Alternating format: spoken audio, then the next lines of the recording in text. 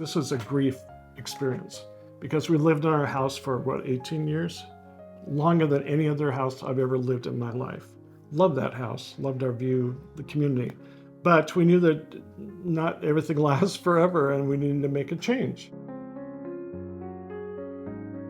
After we got married, I went to grad school in Minnesota, and we lived there for 3 years and also in Chicago for a year. Then when I became a pastor, we moved to San Diego, and we were in Claremont for about 20 years and moved up to North County in, what year would that be, 2005? I think we actually bought the house in Escondido that we were living in 2006.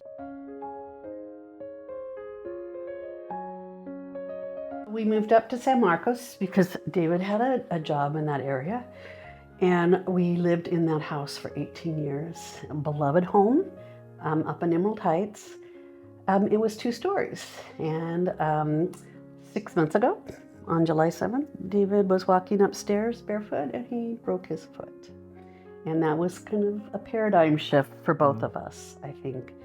Even though we loved our house and we lived close to our grandkids, we thought it was important sooner than later to find something 1 story. I had been attending meetings at Oasis, and I had seen the Senior 101 that was just kind of providing information without any kind of commitment. And I was interested in finding out what options were. And this was before David had ever broken his foot. He'd also had a stroke about 3 years ago, and we just knew we would need something less complicated in time. And I was very impressed with the Senior 101 meetings, which that's where I met Bryan Devore, and he would provide 3 speakers each meeting and good snacks. And they were well attended, and there was a time when we might be learning about what are senior living options, or how can you get help to stay in your house, different topics. And so many good questions were answered. I just found it very safe and very helpful.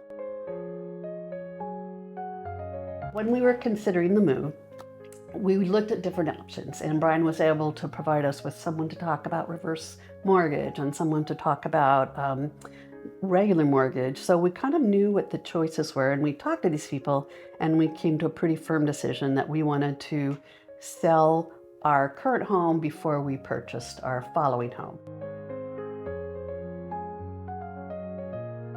I did have concerns about how the timing would work. We had decided the best option would be to sell our old home and then purchase the new home. So I felt like, what can I do to make this as smooth as possible? So I spent a lot of time looking in communities and neighborhoods. So I think one reason the timing worked so well for us is the approach that Bryan and Tina had for selling a home. The preparation for staging, the house looked beautiful. And then there was a photographer who came in and took beautiful pictures. There was a drone that got some beautiful sky shots of our property and our community. And so when the first open house was held on Saturday, it had already been on the market just a few days to kind of tweak interest. So Tina was holding the open houses on Saturday and Sunday, quite a few visitors coming in, and as David said, 2 solid offers by the time we got that call Sunday night. This was a grief experience because we lived in our house for 18 years? Longer than any other house I've ever lived in my life. Loved that house, loved our view, the community.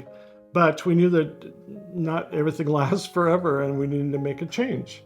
And so I just appreciate so much that Bryan understands with working with older people and not to push too hard, just be very calm about everything and allow the process to go through.